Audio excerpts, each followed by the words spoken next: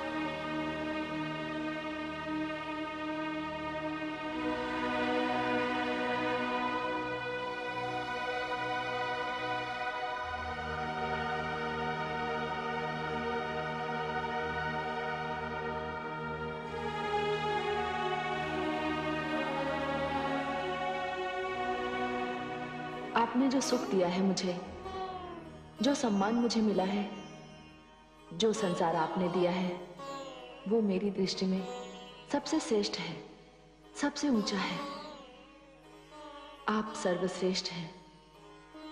आप मेरे सर्वस्व हैं, मेरे ध्यान का केंद्र हैं। बस मैं तो केवल इतना ही जानती हूँ स्वामी, और कुछ नहीं स्वामी, और कुछ नहीं। आपसे अलग रहना मेरे लिए संभव नहीं है।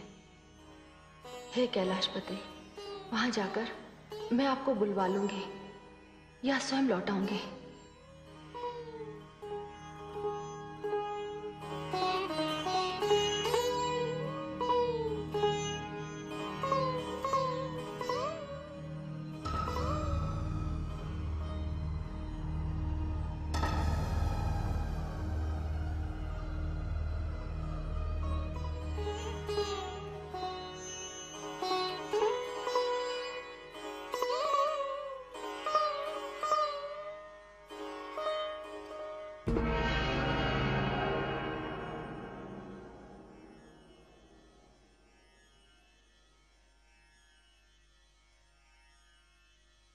प्रणाम पिताश्री। आपने तो मुझे आश्वासन दिया था और उन्हें भी आश्वासन दिया था, तो फिर ये सब क्या हो गया? पुत्रवधू, इस संसार में सबको कर्मफल भोगने पड़ते हैं। तुमने सत्य कहा। अभी तो दक्ष की आयु शेष है, उसे अपने अहंकार का दंड मिल चुका है, किंतु अब उसका वो पुराना मुख उसे वापस नहीं मिल सकता, क्योंकि उसका मुख तो शरीर से अलग होकर। तो क्या उनके प्राण कभी वापस नहीं आएंगे? दक्ष के प्राणों की लौ देवाधिदेव भगवान शिव की मुट्ठी में बंद है पुत्रवधू। किंतु भगवान शिव तो। नहीं पुत्रवधू, तुम जाओ, दक्ष के शव के पास प्रतीक्षा करो। मैं त्रिलोकीनाथ भगवान विष्णु को लेकर देवाधिदेव भगवान शिव के पास जाता हूं।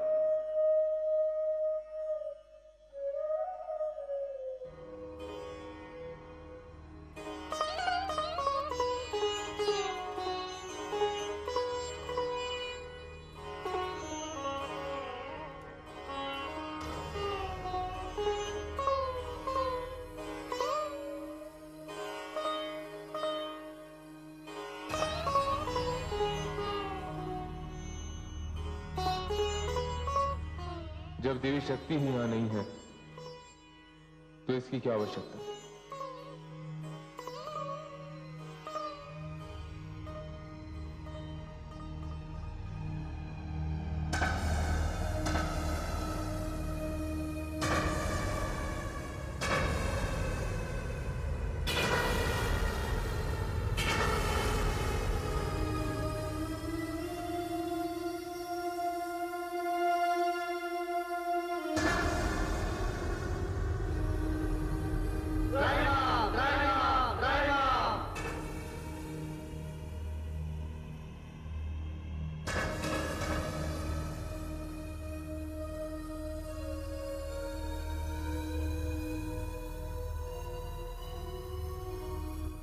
हे देवाधिदेव, जिस मनस्थिति में आप हैं, मैं साहस नहीं कर पा रहा हूं कि अपने हृदय की बात आपसे कह सकूं।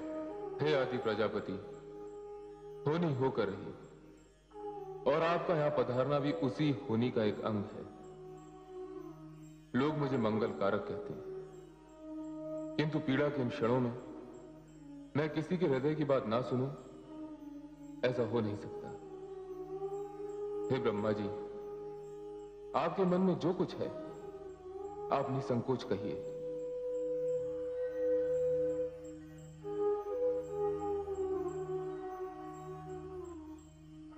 हे देवाधिदेव, आदि प्रजापति इस समय आपसे कुछ कहने आए हैं, कुछ मांगने आए हैं। इन्हें भय है कि संसार इन्हें कहीं स्वार्थी न कह दे। नहीं पद्मनाभ, हम त्रिमूर्तियों में से कोई भी ऐसा नहीं है जो अपने स्वार्थ के लिए लोक कल्याण करना छोड़ दे। आपने भी तो देवी शक्ति के कई भाग करके उनकी देह को मेरी बाहों से मुक्त किया था।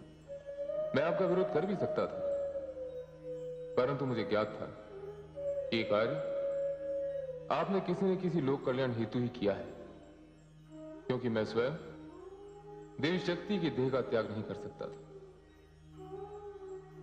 ब्रह्मा जी, आपके मन में जो कुछ है आप निसंकोच कहिए। देवाधिदेव, मैंने अपने पुत्र दक्ष को पुनर्जीवन का आश्वासन दिया था। यद्यपि वो तनिक भी क्षमा के योग्य नहीं है, तथापि यदि मेरे वचन की लाज रह जाए तो। हाँ, क्यों नहीं, कहां है उनके प्राण? देवाधिदेव, आपकी क्रोध से भींची हुई मुट्ठी में है उसके प्राण।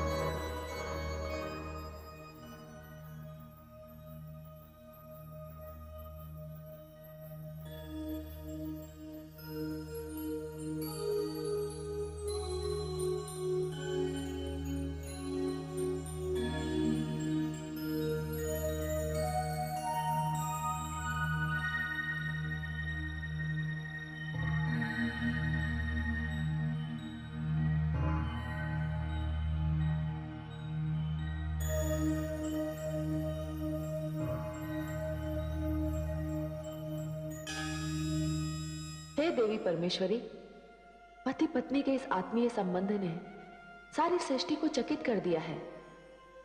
संसार के प्रत्येक नर और नारी के लिए यह संबंध प्रेरणादायी है, मार्गदर्शन करने वाला है। किंतु हे देवी परमेश्वरी, क्या भगवान शिव अब इसी प्रकार समस्त लोगों का भ्रमण करते रहेंगे?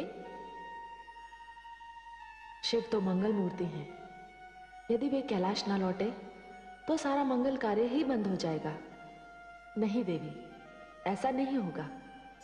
हमारी गौरी बहुत ही शीघ्र गिरिराज हिमाचल के घर जन्म लेने वाली है। क्यों है देवी महाकाली? आपने सत्य कहा परमेश्वरी। भगवान शिव और गौरी दोनों गिरिराज हिमाचल और उनकी पत्नी देवी मैना को, देवी गौरी को उनकी कोख से जन्म लेने का वरदान दे चुके हैं। हे देवी परमेश्वरी, आपकी लीला अपरंपार है।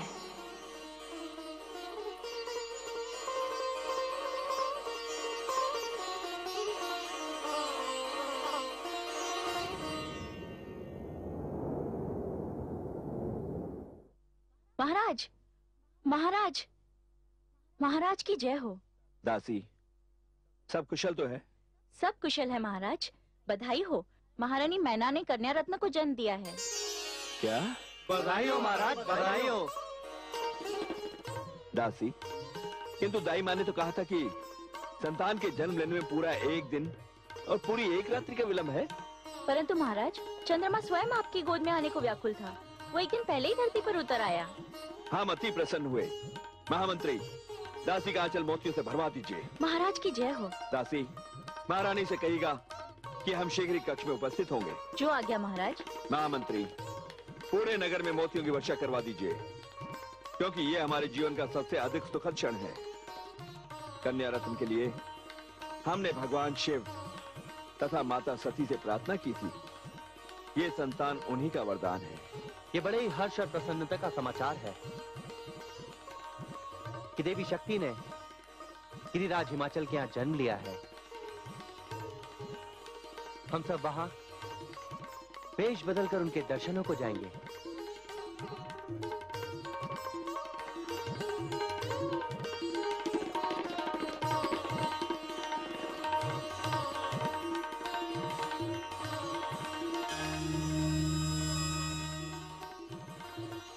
हे महादेवी, संसार के कल्याण के लिए देवी भवानी ने हिमाचल पुत्री के रूप में जन्म ले लिया है।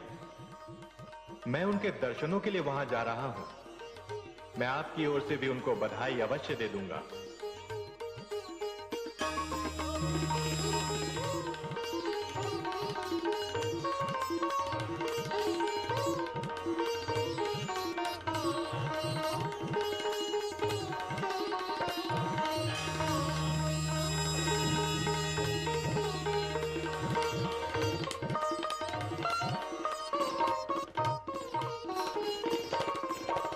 हे देवी लक्ष्मी, भगवान शिव को उनकी समाधि से लौटा लाने वाली देवी भवानी का अवतार हो गया है। मैं भी उस दिव्य मूर्ति के दर्शन करके आता हूं।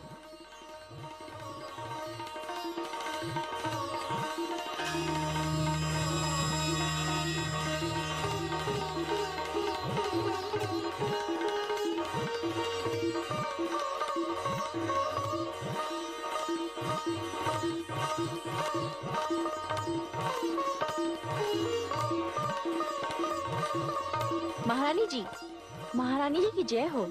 महाराज पधार रहे हैं।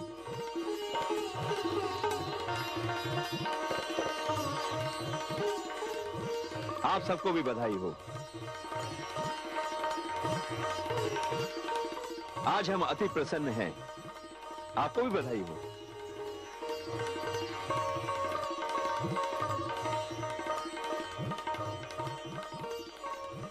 बधाई हो महारानी, बहुत बहुत बधाई हो। आपको भी बधाई हो महाराज। अच्छा, तो ये है शरद ऋतु का चंद्रमा। महारानी, अपनी इस चंद्रमा के समान पुत्री के दर्शन करके मैं तो धन्य हो गया। आपने भगवान शिव तथा माता सती से सती जैसी कन्या मांगी थी ना? जी महाराज। नारायण नारायण। देवर्षि नारद, प्रणाम देवर्षि, आपका स्वागत है, आइए। प्रणाम देवर्षि। आयुष्मति भव।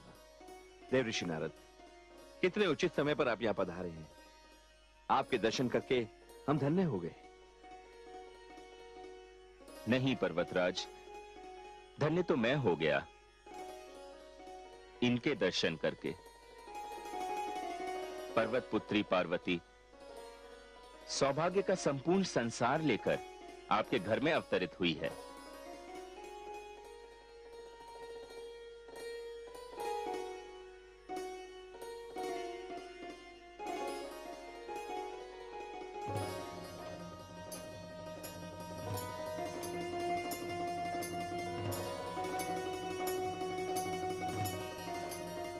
हे भवानी, अच्छी लीला हो रही है।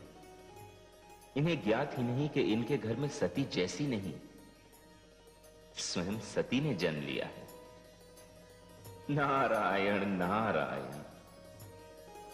कैसी कैसी विभूतियां इनके दर्शन के लिए बाहर खड़ी हैं। पर्वतराज, एक से एक श्रेष्ठ दर्शनार्थी आपकी पुत्री के दर्शन के लिए आपके द्वार पर उपस्थित हैं। कृपया एक एक करके उन्हें अंदर आने दीजिए। जैसी आपकी आज्ञा देवर्षि।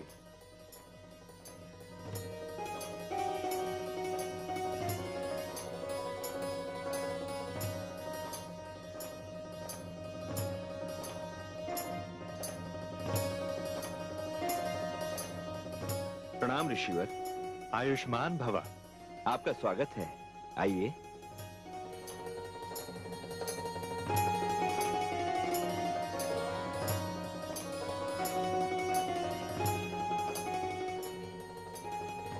श्री ब्रह्मा।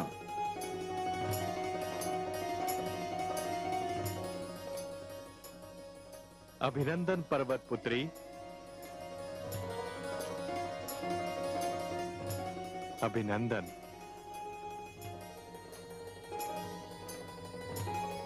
आज्ञा दे महाराज। जैसी आपकी इच्छा, चलिए।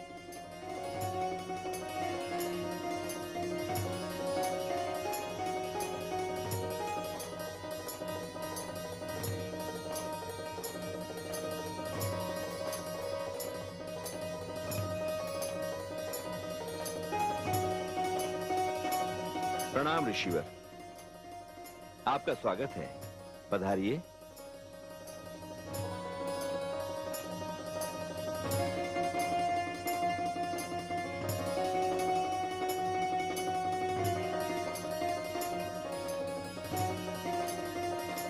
नारायण। प्रणाम देवी।